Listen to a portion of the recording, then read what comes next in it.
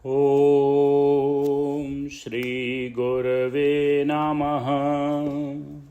ॐ शान्तिः शान्तिः शान्तिः। अखण्डानन्दबोधाय शिष्यसन्तापहारिणे सच्चिदानन्दरूपाय रामाय गुरवे नमः। ॐ शान्ति शान्ति शान्तिः। प्रणाम भगवान। स्वामी राम तीर्थ जी का दिव्य ग्रंथ भक्ति योग रहस्य में आत्म कृपा नामक अध्याय में कल बात हो रखी थी कि श्रेय और प्रेय। तो श्रेय और प्रेय का महत्व समझाया स्वामी जी ने। अब इसी में आगे लेते हैं। कर्तव्य को सामान्य तौर पर 4 श्रेणियों में विभक्त किया जा सकता है। पहला कर्तव्य है ईश्वर के प्रति, दूसरा कर्तव्य है मानवता के प्रति, और तीसरा अपने देश के प्रति, और चौथा है अपने स्वयं के प्रति अथवा आत्मा के प्रति। बहुत ही सुंदर विवेचना है कि अपने कर्तव्यों को 4 भागों में विभक्त कर सकते हैं। पहला है ईश्वर के प्रति, दूसरा है मानवता के प्रति, तीसरा है अपने देश के प्रति, और चौथा है अपने स्वयं के प्रति अथवा आत्मा के प्रति। इन 4 कर्तव्यों का यदि निष्पक्ष विश्लेषण करें तो मालूम होगा कि ये सभी कर्तव्य वस्तुतः एक दूसरे से अनन्य नहीं हैं।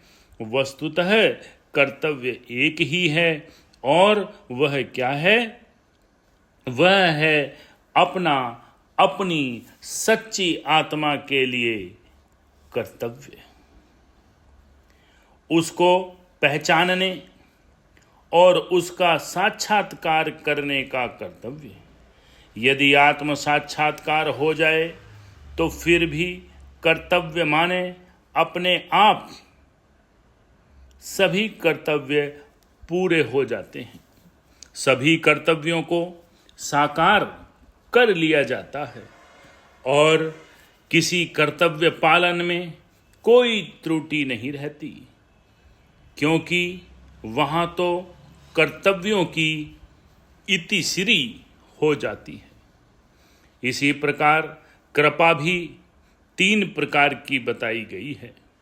एक तो ईश कृपा, दूसरी गुरु कृपा, और तीसरी आत्म कृपा। ईश कृपा उसी पर होती है जिस पर गुरु कृपा होती है। गुरु कृपा भी उसी पर होती है जिस पर आत्म कृपा होती है। कितना पवित्र संयोग है! आत्म कृपा बिना कुछ भी संभव नहीं है।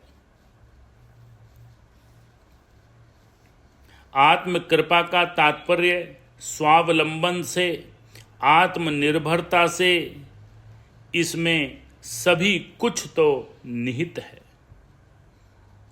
इस संबंध को एक विद्यार्थी का उदाहरण लेकर समझिए। यदि यह विद्यार्थी समुचित अध्ययन नहीं करता या आत्मनिर्भर नहीं होता, स्वावलंबी नहीं बनता, तो उसका गुरु उसकी सहायता कहाँ तक कर सकता है भला? पढ़ना तो उसे ही है, अध्ययन उसी को करना है, गुरु को नहीं। गुरु तो तभी मार्गदर्शन करेगा, पढ़ाएगा, अध्यापन करेगा जब विद्यार्थी पढ़ना चाहेगा, जब वह स्वयं परिश्रम करेगा।